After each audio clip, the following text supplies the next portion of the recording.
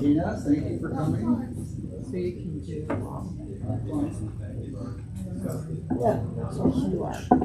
Would you like my picture goes out? if you're not on airplane. Hello, everybody. We could take our seats, we'll get started. I'm Jim Gelderman, and thank you for coming out today. Let's start with the Pledge of Allegiance. I pledge allegiance To the flag of the United States of America and to the republic for which it stands, one nation, under God, indivisible, with liberty and justice for all. Thank you. So, purpose of this workshop is to help us to raise the level of the discourse, to be able to have conversations with people who seem not to want to have conversations. This is not a course in how to win a debate. It's not how to change minds. It's how to move hearts. One of the things that I hope that you come away with is this feeling that when you have one of these conversations with somebody, that you will feel that you can have another conversation with them. So be able to leave the conversation, and even though you don't agree and they're upset, you're not upset, and that you feel that you can move forward with this. My experience is that usually people come out and try to ambush you, and they come out strong, and they come over and they try to bowl you over and bully you over. And the first phase is to actually take a breath and start to engage in the conversation. Megan and I went to one of Maria's workshops 2 years ago, and we found that her talk on how to talk about abortion, how to talk about life, will really translate across all areas of discourse. And I think it's just appropriate that we're talking about life issues, considering now that the state has gone totally across from conception to natural death, that they're offering a pill solution to take the inconvenient suffering out of your life. And it's not geared for the person who's suffering, it's geared for the people who should be ministering to those people, and should be counting their blessings and being able to be in support of those people. So we are passing around the sign-up sheet. So if you just fill that out as it comes to you.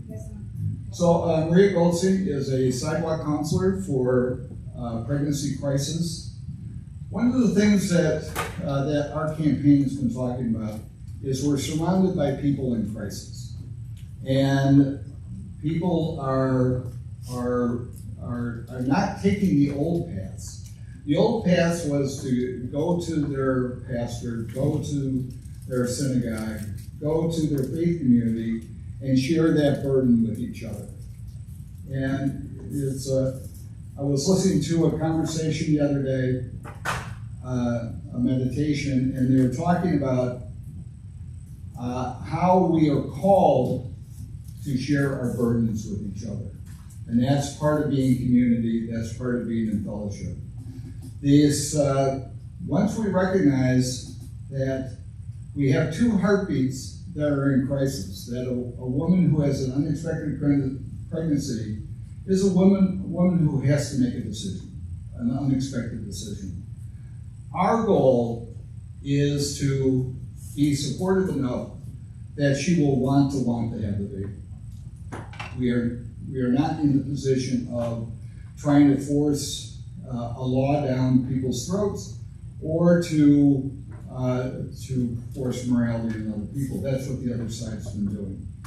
So without further ado, let me introduce Maria Goldstein, and please welcome her. As Jim said, I am a sidewalk counselor. My sister and I founded Northwest Healings for Life. Actually, gosh, it is 16 years ago. Is today 26? What's today's date? No, today we're 27th already. What date are we? 29? Whatever we are. 26, just so you know. It was May 26th. So we're really close to exactly 16 years old. And here we go. So, and our whole mission, so my sister and I, we were always been pro-life, we never really did anything pro-life, and it just came to a head during, I think it was sort of 40 Days for Life, the campaign, 40, okay. That's kind of what brought us into the pro-life movement, and we decided there must be more people like us out there. So we founded Northwest Healings for Life, and our mission is to call to action people for prayer and peaceful vigils at abortion facilities, and that's what I was doing this morning, but it is not my job. Actually, during the week, I teach. I am a teacher of technology in Arlington Heights School District in a K-5 building. So, I kind of call myself the fun aunt of teaching. I come into the classroom, kids are like, yay, because they don't do robots or coding or typing practice or something like that. So yes, this is why I feel very comfortable talking and sharing, but not always about hard topics. So that's what I'm going to try to help us all feel more comfortable about today. So there's my information, but I do have cards at the table now. So if you want to get in touch with me, want to come out and join us, we're there every Thursday, Friday, Saturdays in Des Plaines is where we pray and sidewalk counsel. So why are you here? Well, I think part of the reason is because our conservative viewpoints are logical and rational, and you are logical and rational people. But you must be always in discussions as well. Our beliefs, we're based on truth and on facts. And we know that oftentimes the other side of the conversation is based on a lot of feelings. So that's why we're always going to be the ones who are calmer than the rest. Is it easy? No. This morning, the escorts are literally blowing whistles in my face while I'm calling out to them and saying, hey, look up optionline.org. So it's not always a very calm situation you're in, but you need to remain calm. That is really kind of the foundation of any type of conversation you're going to have. And I find that inner strength, that inner calm, in God. So this is a verse from 2 Timothy chapter 1, verse 7. For God did not give us the spirit of fear, but of power and love and self-control. There it is, yes. Not easy. I mean, it's just not, right? Are we shaking our heads here? It's not always easy. Especially when someone is literally spewing lies. They're just saying lies. It's not a baby. My body, my choice. Like, well, then where's the choice when I handed that woman some information and you took it out of her hands? Because that's what the escorts do. So when you're faced with such real evil and absolute irrational comments, irrational behavior, to keep your self-control is not easy. And so that's why I headed on there. It doesn't depend on you. It depends on God and those who must respond to His grace. I pray for the escorts. I don't wish them ill. Is it extremely difficult to be there with them? Yes. But I know that that's where God wants me, and so I keep going, because He doesn't ask me to be successful. He asks me to be faithful. And so every time you enter into a conversation, that's got to be your mindset. God does not need me to be successful, whatever that means, like changing a mind. No. He just wants you to be faithful in there. That's all you're required to do, right? Just be faithful to the truth and... No, it could be perfect anytime. No, sorry. Spoil over, right? Okay, so this presentation that Jim was referring to was part of I'm going to give you just the first part here, because it's part of a bigger presentation where we actually go more into sidewalk counseling. But I'm going to focus on the theoretical discussion that you're having with somebody that's not at an abortion facility, because that's not, it's not every topic. Like Jim mentioned, now we've got assisted suicide here in Illinois. It goes into effect in September. So we're going to need to really, amp up our self-control to enter into conversations about that as well. So many different topics that, just are all based on feelings. The transgenderism issue that is all based on feelings.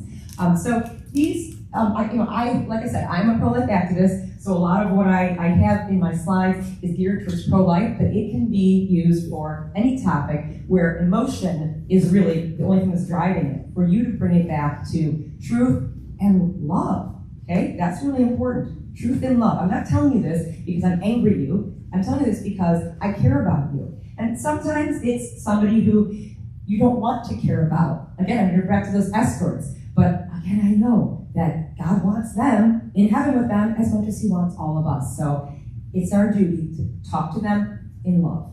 All right, so we'll get into this. So the basic strategy is the same, whether you're out at an abortion facility or talking to somebody at the kitchen table or around the office cooler. Number one, be more calm than the person you are talking to. And the only way I know you can do that is before you enter into it. And you might not know you're entering into it. So as soon as you hear people who are starting to talk about something over there, and you're like, should I jump in? Now, here's something I want to tell you. Sometimes you shouldn't jump in. Sometimes it's not the right moment. Because if there's a large group of people, all, yes, oh yes, this is the way it should be, assisted suicide, it's so great, and you come in as a lone voice, it could actually, blow back in your face if they're all ganging up on you. But if you feel that prompting from the Holy Spirit, that's why it's always got to start, come Holy Spirit, come, and maybe it is time to wade in with just something little. So that's why I always start with prayer, and then I can know, am I entering into this with some power behind me, right? And that's how you enter into this. Number two. You're going to ask open-ended, clarifying questions. If you come into the conversation where they're saying, it's not a baby, you're like, yo, what it is? I mean, are you going to convince anybody? I mean, we know it's a fact. We know it is. But that's not helping anyone. So what you want to do is keep them talking, but keep them thinking by answering your questions. So you're going to ask open-ended, clarifying questions in a compassionate way. Say that 5 times fast, right? But that's what it's all about, is that you can't just be interested in winning or in telling them the truth. You have to be interested in them. Interested in them, realizing the truth. Because you can't really give somebody the truth, but realizing it, coming to it. So you ask clarifying, really open-ended questions. Well, why do you feel that way? What do you mean by abortion? Well, what are we talking about? Are we talking about all 9 months? What do you mean? When you talk about abortion, what do you mean? So you really got to ask them. And can you tell me more about it? Because a lot of times, especially in the abortion debate, people have this opinion because they've either had an abortion themselves, they've known somebody that had an abortion. And so if you can get them talking about, well, have you always believed this? Is there a time that you feel like it would be wrong for this? So it's those questions to really see, where are they coming from? Is their strong belief coming from a place of hurt? And that is often what we see, especially with abortion, is that people who support abortion have had abortions. And these are wounded women. So those clarifying questions are so important to find out just what are we talking about here. And you want to make sure that you do, you have this kind of common ground. And number 3, listen more than you speak. So it's hard to do, because you're like, I got the answers, I know what they're saying is wrong, but you gotta listen to their story. Then, when it is time to speak, share your story. Share a story. They can deny your facts, but they cannot deny your experience. Okay? Think about that. They can deny a fact. They say 65% of women who have abortions feel like they had no other choice. And they'll say, that's not true. Clinics in Illinois aren't required to be inspected. That's not true. But I can say, I was here, and an ambulance pulled around to the front, and they pulled a woman out of the abortion facility on a gurney. I saw it. They can still say it's not true because these are the escorts. But when you're in a conversation with somebody who's closer to you, they're not going to say that to you. And I have a slide about, it's a little different depending on who you're talking to. Stranger versus, coworker versus family member, right? It's different. But your personal experience, especially when it's with a coworker or a family member who you do have a prior relationship with, they can't deny it. You can't. I have a sister who was pregnant at 19. It's the one who founded this organization with me, and it was very, very hard for her, of course. But she and her husband, they had a baby. Both continued through college. She got her master's. He got his master's. They're still happily married. No one can deny that that's what happened. And you know why it happened? Because they chose life, they went to a pregnancy resource center, and they figured it out. And now my niece, is 32 years old, and she's a child of her own. Now, no one can say that didn't happen, okay? It happened. I was here. And I know that the world is better off because my 32-year-old niece used to teach in a very hard high school in Elgin, and she made those kids' lives better. So it's like, these are the things that you can tell your story. If you have a story that you can tell, it doesn't have to be your story. I just gave you my sister's. You can tell that. I've just given you permission. She won't mind. So you can share these stories, and they can. If there's somebody that you don't know, they probably could deny it, but it's a much higher chance. Stories speak to people's hearts. That's why, I don't know, I might like touch a nerve here, but remember, the young man that got killed in Florida, and Obama's like, oh, he could have been my son. Who remembers that one? Right? Oh, yeah. I'm like, oh, really? But that was the story, right? That was the story, right? That's what got everybody in. So stories really do, they make your facts come to life, okay? And then number 4, be sincerely interested in their answers. So when you ask one of these clarifying questions, what do you mean by assisted suicide? What are we talking about? And when they start telling you, well, okay, well, tell me more. Keep digging in there to really understand what is it exactly that they're supporting. Why and why? What are they supporting and why? And then, as June was saying, you're not always going to win, but we're hoping that there might be an opening for a future conversation, or maybe something that you can ask them to do. So something that I'll often ask people to do when they're like, oh, the Pregnancy Resource Center, that's just fake clinics. Well, have you called one ever? Maybe give one a call. Just see what they say. Just see. Have you visited one? Just go. Just check it out. Just try. And if there's somebody you have a relationship, like either a family member or a coworker, who knows? They might just do it. Or sometimes, if it's something where I don't know the person very well, but I know that they're Christian, I might say, well, can we just agree that we can pray about this? Can we just pray about this? And so that might be a really nice way to end a conversation, but you're leaving it open for more. So the big headline I want you to understand here is that you're not going to come out guns a-blazing with all your facts. You're going to come out with questions. So we're all going to say that. Ready? Questions invite conversation. Go.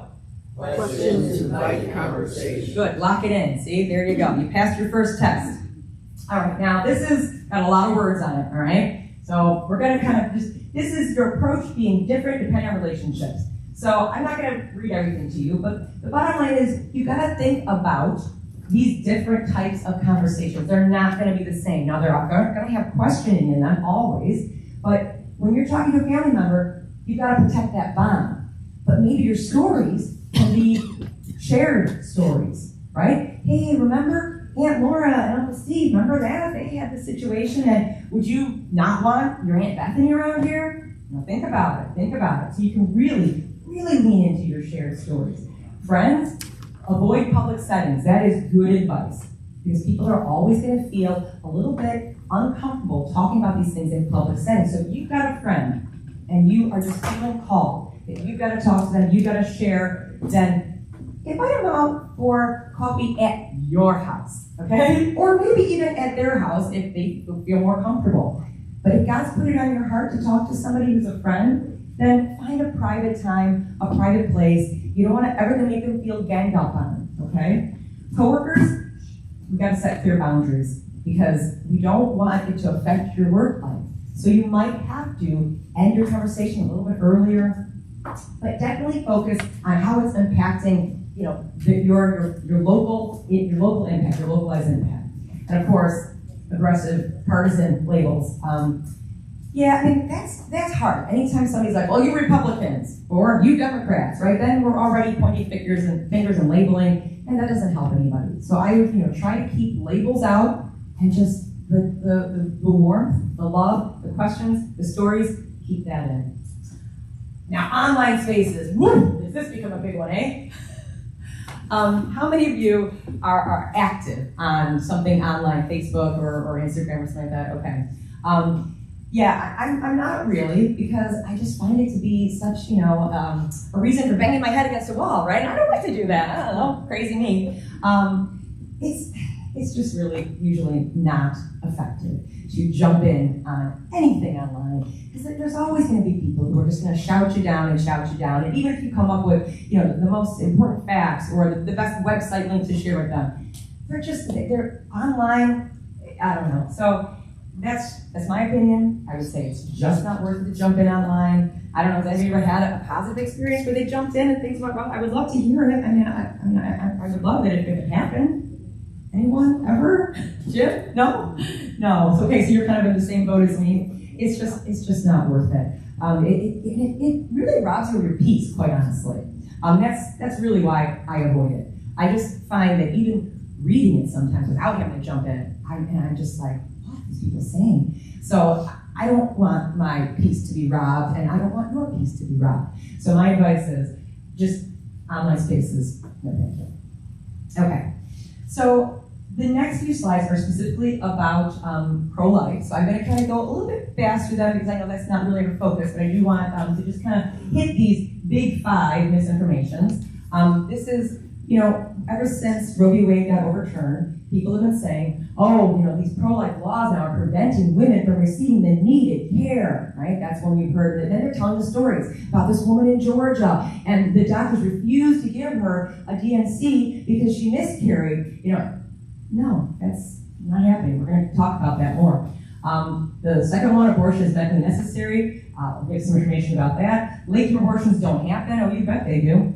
Abortion is compassionate in cases of incest or rape. And then the last common misinformation about abortion is that IVF is pro-life, and this one's been big. And IVF might, have entered some of your lives.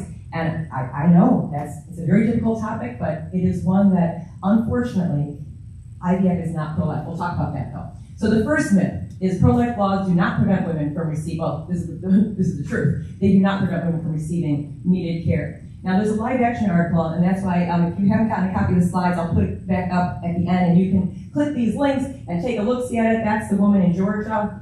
The Biden admin actually took away requirements to have an ultrasound before and after taking the abortion pill. So does that sound like you're protecting women? Not so much. And this is actually, the law itself. So it's clearly saying that the procedure for after a miscarriage is not an abortion. So you can kind of read up on that. This is fascinating. There's a video here where they talk to a pro-life OB-GYN about how it's never medically necessary to have an abortion. And you think, well, what if the mom's life is in danger? Well, then an abortion at like a 25-week pregnancy takes about 2 or 3 days for the process of it, versus a C-section, which is pretty quick. I had one, it's like 10 minutes, okay? So which is better for a woman's health, right? The C-section, instead of going through a medical procedure that actually kills her child, then puts her into labor, then she has to give birth to a dead child, right? This is not health care. So the emergency C-section, right? Less than an hour. Abortion after 24 weeks, 2 or 3 days, right? Oh, and then this, I love this fact.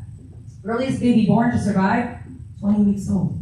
So they had a C-section, saved the mother's life, saved the baby's life. Sound better than abortion? All right. And now this map has just been updated. Late-term abortions do happen. So there are 21 states and Washington, D.C. that have no restriction on when abortion happens. Now, they might have this, like in Illinois, in case of the mother's health, but the mother's health could be she feels sad because she doesn't want to be pregnant anymore. That's like, it's all through 9 months. So 21 states and DC have no restrictions on when abortions happen. These states allow legal abortions throughout the entirety of pregnancy, and that's the big thing here is that it really does leave the door open for the afterbirth abortion, which we heard about from, was that the West Virginia governor? Who was it that said, well, we'll let the doctors decide. Yeah, insane. 39% of late terminations resulted in live births. And this was Dr. Gosnell, if you saw that movie, the babies were born alive and then he snipped their spinal cord. So the other thing you can do when this comes up is click on that link to Abortion Survivors Network and hear their stories. And then when somebody says that doesn't happen, say, well, I heard this one woman, Gianna Jessen. She exists, and her mom tried to abort her. So just look her up, and you don't have to say anything more. And the way you approach it is always with humility, right? You'd be like, oh, if they don't happen? Gosh, I saw something online, this woman, her name was Janet Jessen. I don't know if you heard of her. Be humble. Don't be like, I know Janet Jessen, I know she survived an abortion, and I know her parents tried to kill her. You're not winning friends, right? You'd be like, I saw this. Have you seen this? Here, let me show you. Maybe I could send you a link. You know, just real open, just real honest. Oh, maybe I could just send you a link. Maybe we could check that. All right. I haven't been pausing for questions. I'm sorry. I get going. I get excited. Is there anything, this or before, that you're already like, wait a minute here? Okay. I know. I talk fast, so let me know. All right. This one is the one you hear all the time. What about the case of rape and incest? Hasn't that poor woman been through enough? Yes, she has been through enough. And so let's not put her through more trauma and make her now a perpetrator of a crime against an innocent child in her womb, her child. Now you want to do that to her? No, she has been through enough. She has been through enough. So there is this study, and there's a link to it there. 88% who aborted after rape felt it was the wrong choice for them. So they were raped, they got pregnant, they had the abortion, and 88%, that's a really high number, right? They said it was the wrong choice. 93% would not recommend it. And then, oh good, I'm glad you got the video. And then, this is my favorite. Can you see that? How many women who gave birth after a rape, how many regretted it? Do you see that number? How many? Zero, thank you. Good, you're still awake out there. 0%. I just like, that is just astonishing to me, right? Zero, you can remember that. You might not remember the 88 or the 93, but you can all remember 0. 0% who gave birth after rape regretted it. And we actually had one of them talk. We do a October March for Life in Palatine, and a woman came and spoke, one of our earliest ones, and she had a horrible story. It was you're like, great, tell us, Maria. Well, I gotta tell you a little bit. It was a date rape, and the man, of course, didn't want anything to do with the child, right? When she found out she was pregnant, but she was strong, and she's like, I'm gonna have this baby. Then all of a sudden, the baby's born, and he's like, oh, wow, that baby's kind of cute. I think I do want to be part of this child's life. So I know, right? So she was fighting in court, trying to keep him away from her son, and yet, even through, she went, years and years of court battles, this poor woman, she still says, my son is the biggest blessing in my life. Not my biggest blessing that came out of rape, my biggest blessing in my life. So, if this woman, who had to go through even more trauma after the baby was born, I can say that, it's just, this doesn't hold water. And the incest one is, even worse. So, there was, this woman spoke, I don't know if this is a link to her talk or what, but she was terribly abused. But the deal is, when an incest victim goes to a Planned Parenthood and has the abortion, then where does the evidence go? It's gone, right? The evidence is gone of that abuse. Whereas if they actually would report, then we could get the abusers and stop the abuse. So abortion protects the abusers in incest. And I think that's the one that, I go to. I'm like, well, why? We're having an abortion to protect the abuser? Why is that a good thing? So that's your question. Why is that a good thing? Why? Why is that good? And then the top line up there is the one that I kind of say to people. The abortion does not unrape the woman. It can't. Nothing can take that rape away. That rape is horrible. So if we ever hear that, which is very frequently, people who drive by the clinic, or not most of the people coming to the clinic, that's not their story. But that's what people just driving by will say, what about rape? And so we always have to ask, well, were you raped? Is there something that I need to know about? Tell me your story. Tell me, why are you bringing this up? And they're bringing it up because that's the one that they're supposed to say, well, this is a reason for abortion. But it never is. It never is. Yep. Here we go. So very blessed. This is actually not the one who came to speak, but this is even another quote from Very Blessed of God, my son. So yeah, I forgot that was up there. That's not from the one I was talking about, but apparently, see, 0% regret it. All right. And this is the IVF one. So the big three is that there's damage to women. Physical, psychological. It takes so much out of a woman, literally and figuratively, to go through the IVF process, which is not a guarantee. I know I have a stat up here about when it's successful. Here, I think this is it. So under 35, 55%, 35 to 77, it drops to 40. As you get older, the success rate is less and less. And then there's also the objectification of babies. It's babies as a commodity instead of a result of this loving relationship. And the big one for me is that there's all these lives killed during the process. So, they fertilize, 10 eggs, and they implant, 3, and then, we're gonna have selective reduction now because they all took, and now you don't want triplets, you only want 1. And then what about the other 7 eggs that were fertilized? And those are now children, and they're now frozen. So it creates this awful cycle of, creating life, destroying life, and mental trauma on the family. So a lot of different alternatives to it. I think that's really the focus with IVF that we can talk about with women and men. And yes, so these are just kind of the 4 lies that these are the ones, the big things that people say, the 4 lies that people say, right? Misinformation, that's more like what you hear on the news, but then these are the lies that people say, right? It's not a baby, it's your body, your choice, health for people, and it's okay. Those are the 4 ones that people come out with every single time. And none of these are really the person's reason, and that's why you gotta ask the questions. Questions invite what? Questions invite conversation. Oh, there we go. I got some A+ students over on this side. I don't know about this one, but all right. So, theoretical discussion. Let's kind of wrap it up with these 3 things, and then we're gonna do a little role play.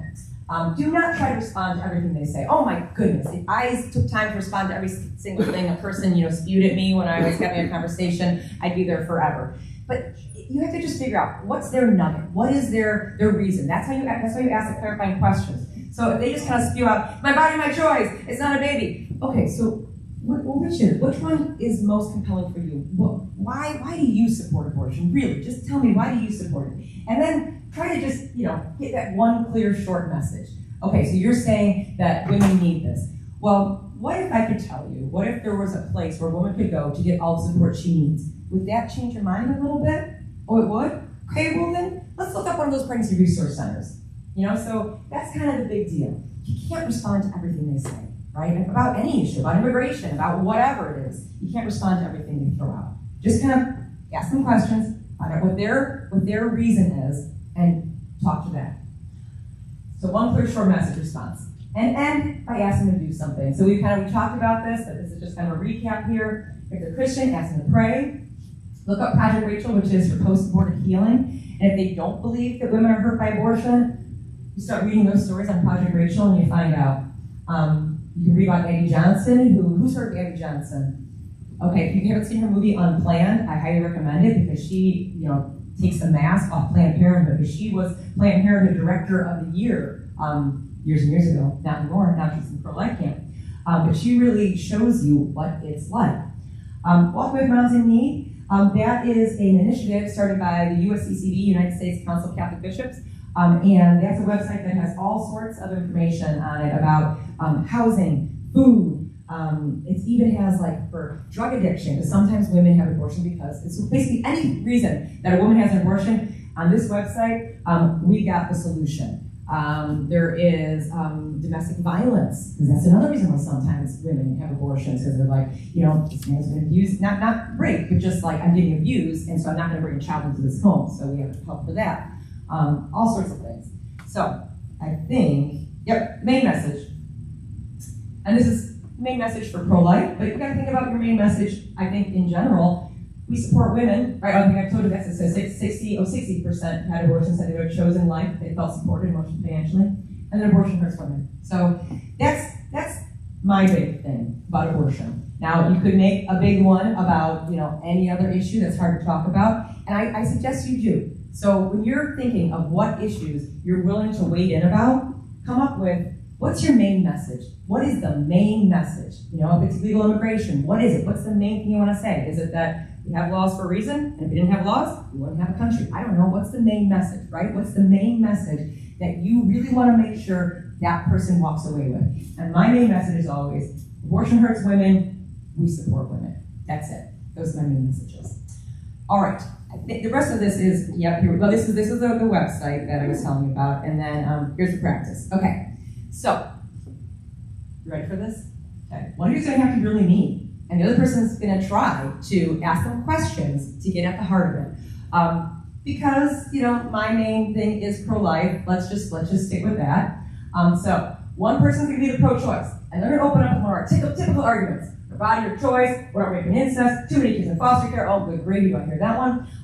Poor women need abortion, okay, any one of those. If you want to be your pro-choice self, you just go ahead and you knock one of those out. And then the appropriate person needs to ask at least 2 clarifying questions. So ask them one, they give you an answer, and I want you to follow up. Tell me more is always a good one, okay? At least 2 clarifying questions before sharing information. And what information you share, it might be something, if they hit you with the rape or incest, you can hit them with that 0% statistic. If they talk about, poor women need it, you can talk about pregnancy resource centers, right? Then, when the pro-life person gives information, you can even phrase it as a question. Oh, bonus points, that's right. Phrase your facts as a question. Have you heard about Shannon Jessen? And then, pretend that, oh yeah, I heard something. I think, yeah, she survived an abortion. That's right, we should look her up. Or, did you know that there are 3 times as many pregnancy resource centers in the United States than there are abortion facilities? That's crazy, isn't that a crazy fact? Huh, weird, man. You pose it as a question. What if there was an organization? All right, and then close with something you potentially both agree on. So these are gonna be short conversations, all right? So, questions about what you're doing. You gotta find either a group of 3 or pair up with somebody. So we got a couple groups of 3 here, got some partnerships there. One person's gonna have to be the pro-choicer and one person's gonna be the pro-lifer. Ready to give it a go? All right, let's do it, people.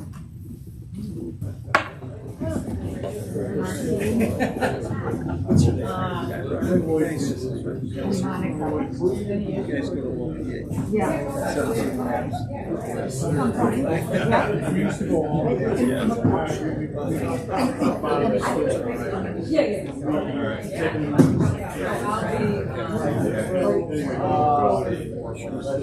I recognize you. Okay. So I watch goofy movies on Saturday morning. This morning I watched a blog, yes. Oh, there you go. And now you're with the It's a cast. classic. His movies are 40 good guys on horseback chasing 40 bad guys on horseback, and all you see is dust. That's basically So anyway, what are you doing? What's your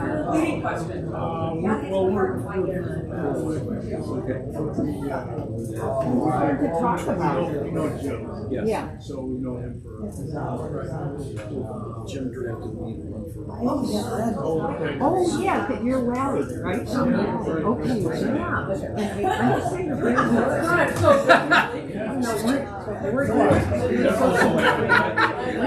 laugh at everything. or something. Excuse me? There's some flakes over there that the party caked up. I don't know. Here's my 10 pounds stuff. I adopted 2 kids. Yeah. I had cancer when I was 38. I got diagnosed at Evans Center was going to treat me with a North Shore cocktail. And I had emergency surgery intensive care. And that's when we said we're out of here. Medical center. The doctor there, he said, we're going to kill you and cure you. It was a completely different mindset. It was wires in a glass in the medical center as opposed to carpeting on the floor. And so it was the right decision. They killed me. So when I got out, when I got better, I had Hodgkin's lymphoma. I had a ton of chemo and radiation. It was the chemo that caused me to the end. I was sterile. And so I told her, she was not going to drive to Wisconsin. I had a son at the time, Patrick. I said, I'm not going to drive to Wisconsin. So she spent a long time. And I was 40 at the time when I started Cradle and Evanston. They said, you're too old, you're 40 years old. You're too old to have a baby. Okay. You're not going to So, yeah, right. So we found an attorney in Homeland Philosophy very soon. And his plan was to advertise and all the South Dakota, all the college counties, and we would write it, and we had to write a biography for his files. So when young women saw these ads, and a couple working to help them and they're very expensive. These women have a number of calls the ad, Sonny Sims's office, and he would have his file with a biography of our family. And that took about 7 or 8 months. And I think we were the second choice. I think the first people rejected the idea of having babies. It was not insurance, very expensive. And after we had custody of the baby was all conceived in Bridgeport. And we have persevered. 5 or so, I don't even know.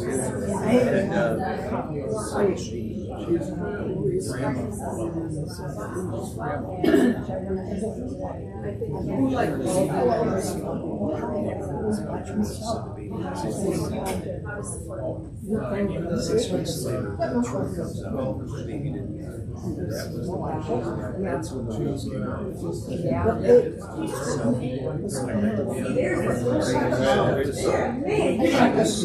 Turn that one out of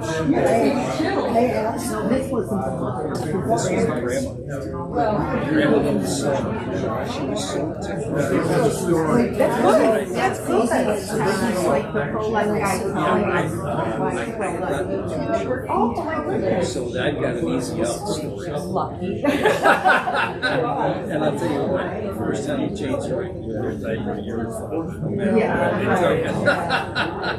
But anyway, she yelled at me for 45 minutes. And I just let go. She didn't want to interrupt me. I just wanted to make her. And it was like a fish taking a line. Just her, and she finally just went out. And I said, oh, I appreciate how you feel. Unless you have $46,000. That's how much it cost me. Yeah. Right. So Chris, ultimately, when he got to be about 20, 25, he grew up they're still in Bridgeport. They're still locked into that. Daughter did. But her second child. And so that won that battle. Yes, there you go. Yeah. So the second one, Brian. You can kind of start wrapping up the conversation a little bit. I heard some really good things.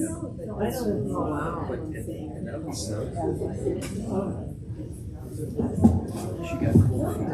Yeah. She got cold feet. The baby was born on Saturday. Nobody could get out of the house.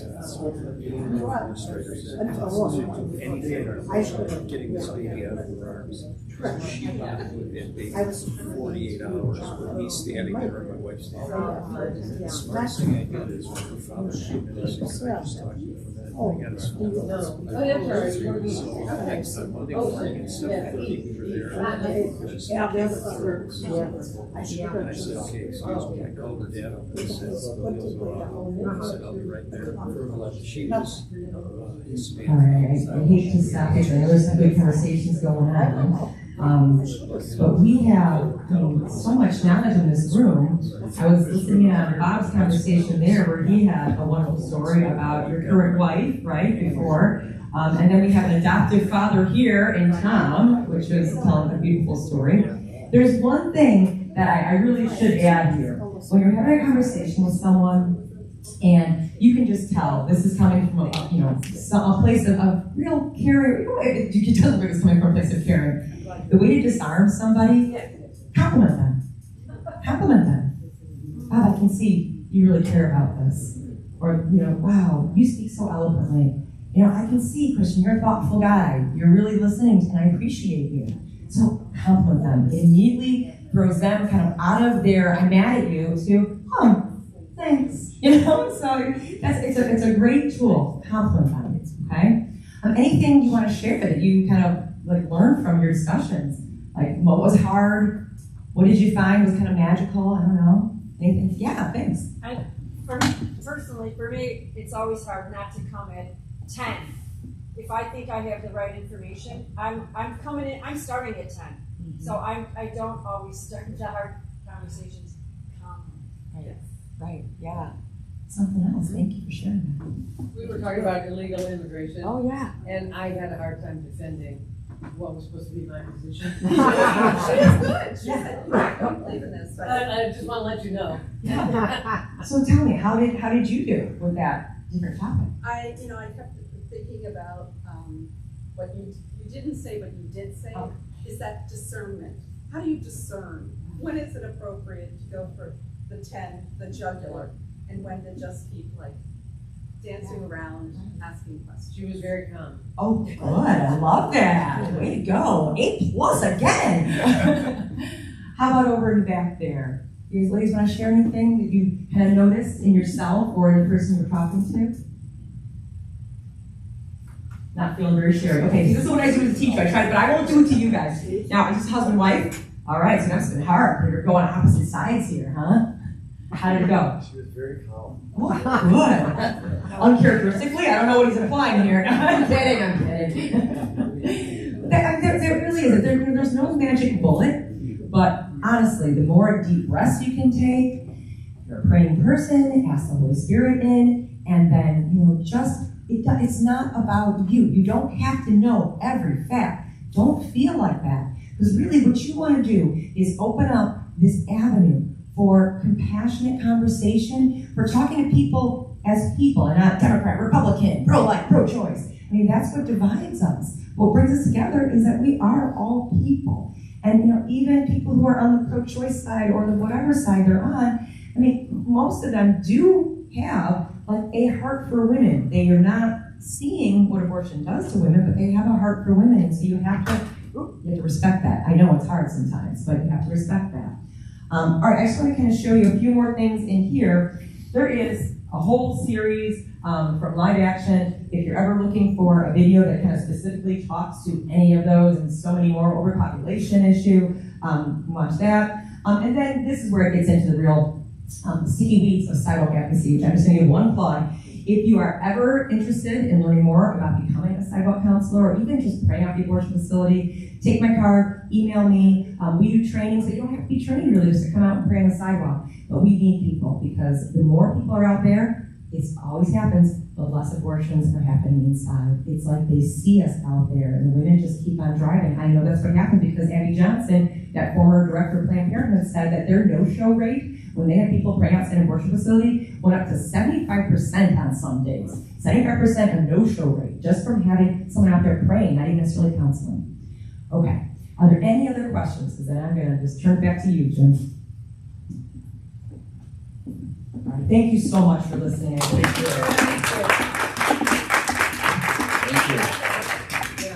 So, how many abortion clinics have closed that you prayed up in front of? 3 abortion clinics. So, being an advocate, having a voice, bringing the opposite, a counter argument to the situation does have an effect. One of the things that I think you should have mentioned is a lot of the surveys that you quoted were by pro-abortion. That is true. So, The Guttmacher Institute? Yeah. yeah. So it isn't when they say, well, that's Guttmacher has been the big advocate and the think tank for abortion, and a lot of the study that we've gotten out has come from them. So it's not from a pro-life group that has an axe to grind. So the other day, as some of you know, I teach yoga. I'm standing at the desk, and this teacher comes up and says, "So Jim, I hear you're running for office, and I hear you're running Big Red." At that point, I should have, after I said yes, and then she asked me what's my position on LGBTQ plus and trans, I should have said, can we talk about this someplace else? But it started with, I wanted to know that there's a distinct separation between adults who are making these decisions and children. And I was able to frame the conversation, but then it came out that she has a 15-year-old that is transitioning, and so once you realize that you're talking to somebody who has a vested interest, that they're not going to be able to make a decision because of whatever the situation is, all you can do is have a kind and calm conversation with them. And we did agree at the end that we would just focus on yoga and not talk about this anymore. We have 2 programs that we're building right now for volunteers. The first one, and hopefully we'll have them completed by the end of this week and be able to offer it out to people. The first one is we're going to repurpose the postcards that we sent out at the last election, and because they're pretty generic. So we picked up a lot of signatures in Glenview, for the water reclamation candidates. So we have about 200 signatures that we can actually write postcards to. And then we can also start with, so Tom Lally, who's our Senate 9 candidate, he has a bunch of signatures that we can send postcards to too. So, and these postcards are very simple. They're all filled out. All you do is address them, and then there's like a 1-inch line where you write a little personal note, like, in this case it would be, thanks for signing Tom's petition. Hope to see you soon. Or check out the website for volunteer information. The second thing is we are putting a program together for speaking at government meetings. So whether the village or wherever you want to talk, we're going to start training people and giving you scripts or bullet points or frameworks to be able to talk to. Now, these happen typically at the end of the session. It's a 3-minute, you're videotaped, there's no discussion back and forth, they just keep a timer, and all you do is you get up and say your piece. Now, this reminds me of back in the 90s when the Republicans took over the Congress. What they did for 5 years was during at the end of the session, when there was nobody in the chamber, you could get up and make public comments. And the Republicans kept coming up and keep making the comments.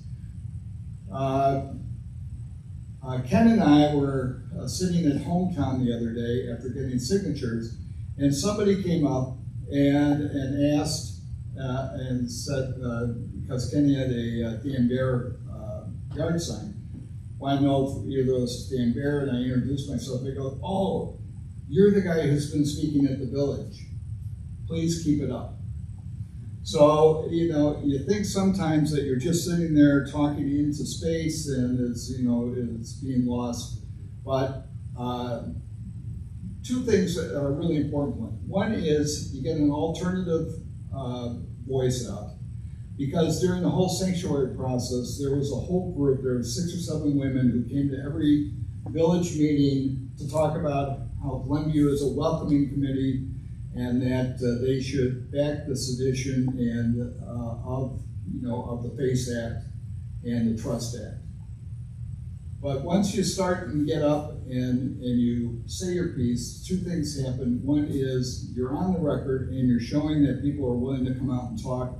And the second is you gain confidence in your speaking ability. So so our interns, David and Christian, are going to start, we have a Google Calendar for the campaign. We're going to start listing all the different government meetings, and for all the different villages also. So, and we'll probably come up with a theme for whatever that month is, and then, then we can all go talk. So like I'll be talking Tuesday night at Glenview, And I'll be talking about the BUILD Act again and how the village has allowed the state to preempt all these different responsibilities that we elected the village board to represent us. But they've let the state take away their responsibilities through the Safety Act, through the Trust Act, through the FACE Act, and now through the BUILD Act. And so, why do we need a village council anymore? Because the state has taken over all the responsibilities. Anyway, thanks again for coming out, and we're going to have more of these workshops. It's important to, as I've said before, our goal is to get 1,000 volunteers up and trained by October, and we're at 105 right now, and so spread the word, bring people out. Yes, ma'am. Summerfest. For Glenview Summerfest, on the website, there's a sign-up sheet for different times. If you go to our website, we'll share that with Northfield Township. They don't have a sign-up sheet on their website as of right now. So, and pass the word on that. And basically, you just stand there, hand out cards. If anybody's been to Summerfest or to the Skokie Culture Fest, we had a really good showing, and a lot of people came up and talked to us, and in the middle of Skokie. So it's, and it was a lot better program than it was 2 years ago, the reception that we got. So as the kids said, the vibe is turning. There is a shift in perception. People have gotten fed up. Hopefully the No Kings rallies will keep going on all summer. And so people will start to get, recognize that Patrick Hanley is, is left of marks. Anyway, again, thanks again for coming out, and go to the website, send us emails, let us know what you can do to help, and I really appreciate it. And thank you, Maria, again.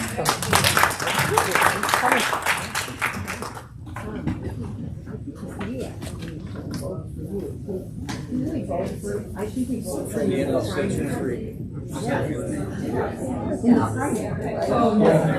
So last thing, if you go to our YouTube channel, and I'll send that out, all the links, all her Maria's documents will be linked in the comments section. I wanted to share one of The heads will roll.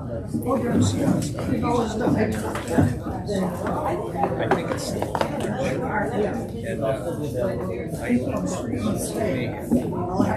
the doctor that found the damn line, they sent me hospital charge $20,000. Oh, you got the text? So I called up their accounting today. I said, I'd like to make a $5,000. If I fix you this month, you sign it, send it back to me. So I checked out. Well, I did that. When I got back to my office, the vice president of finance was there. And he said, what are you trying to do? I said, what are you talking about? He said, you're going to do $20,000. I said, so we got checks for 10 years. I said, I was going to stay and he said, you're right. Have a great day. But I had to push right after. Well, I am not. You just get fed up. I wrote all the doctors. I said, some of you I can pay, some of you I'm not going to share. For those who just give up, please do, because I have any So anyway, it's an experience. So my wife showed me the test.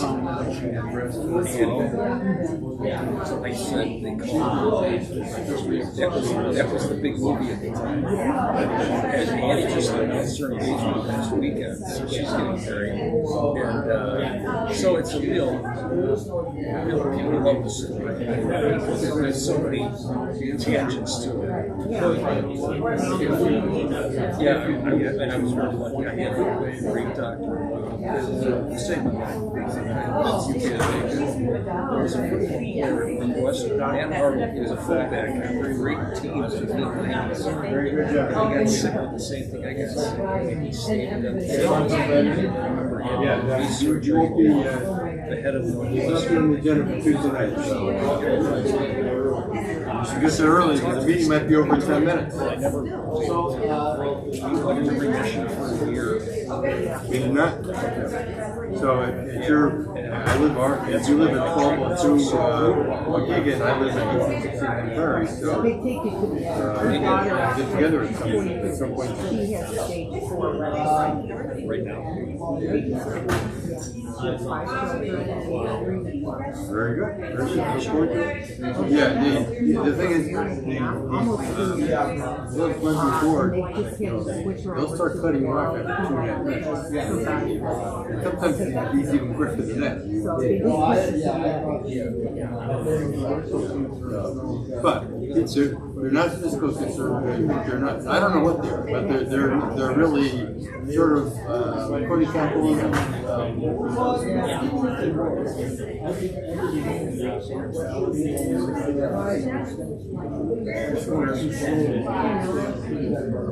Well, the thing about it is, which I became a professional puker. I don't know if you know. I know Jimmy Burke. You fine, and Anyway. I don't know how to pronounce the last name. Sugar short? They both belong to that. It was like a little inside of this thing. And then Jenny. So it's like a little inside. His daughter was getting married about 2 months ago. What's your name? No, the neighborhood. Golf Acres, right. I grew up in Jimmy. Yeah. I grew up in Jimmy. Sure. Courtney or Kelly. She's a member of Alex. And I've known Jimmy since I was 5 years old in Evanston. So what was I going to say about Jimmy? They supported little cities. So Jimmy called me up in the fall of 1980. So we're going out together. Yeah, but it's very much an insidious little group of people. Only they get the spoils of government. But I'm not surprised. So I was in the back, which I shouldn't have been. I think there are a lot of people So we're headed out. They just needed I gotta go, and I threw up in my shoe. So I wouldn't wreck his car. So it was a deck shoe. I said, I can't ruin this guy's brand new car. So I've known Jimmy all my life. He and my brother are best of friends. Right there. Because, Yeah. I don't think they live in Caucasian. No, he divorced. He got divorced. but He married a girl. eventually, And they live in Lake Bluff. creator. Great kid. As much as they try I'm not going to say to betting, but God, this is his first control wife. everything. He was a little crazy. Glenview, I think Too. there's So We didn't really know them that well. They just lived behind us. They're very close to being ready to create. Our kids were. If you remember the last meeting, they said, well, we're my first house, we got married. when you run out of money, that's when you're forced to have Carriage Hill. But I look forward to meeting with you soon. I live on the most overused road in America. Yeah. Glenview Road. Yeah. Oh, yeah. I live at 2001 Glenview Road, which is a block west of the library. And before I came here, west of Lincoln and Glenview Road. Okay, all right. And I'm the guy whose porch was crushed by a car. You may have heard the story. No, this was last year. Yeah, I woke up, went to the bathroom, I got back in bed, and there was a boom and a crush. I thought it was an earthquake. Three guys, two young guys, demolished. They came up on my lawn and crushed the whole park. Yeah. By accident. Whatever. Yes. They were drinking. Yeah, I'm sure. Yeah. It was after a Bears game, I think. So, anyway. Well, it's been a pleasure meeting you guys. Yeah. So here's how I've come to their meetings a couple times. Partners,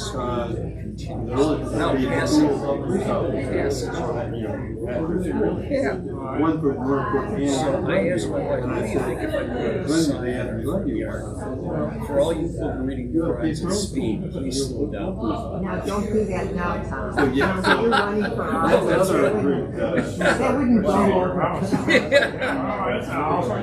right. Running for That's right. office. Yeah. So you're, But no, I think- Jan Schakowsky is the one that, Laura Fine. so you're state. Yeah, states. Well, Yeah, I think we could, I would like to get in a position where Yeah. the It dynamics. wasn't exactly a support. Of her story. And I think, I didn't. and Well, I mean, it wasn't bad. Well, I remember the dynamics Fine where and we can embarrass we go with two last names. and Yeah, that's what Jim's learning now. They stopped at my It's house. thanks a lot, appreciate it. See you later. And I let them talk for 20 minutes. They just kept rambling. I finally said, ladies, you're barking up the wrong tree here.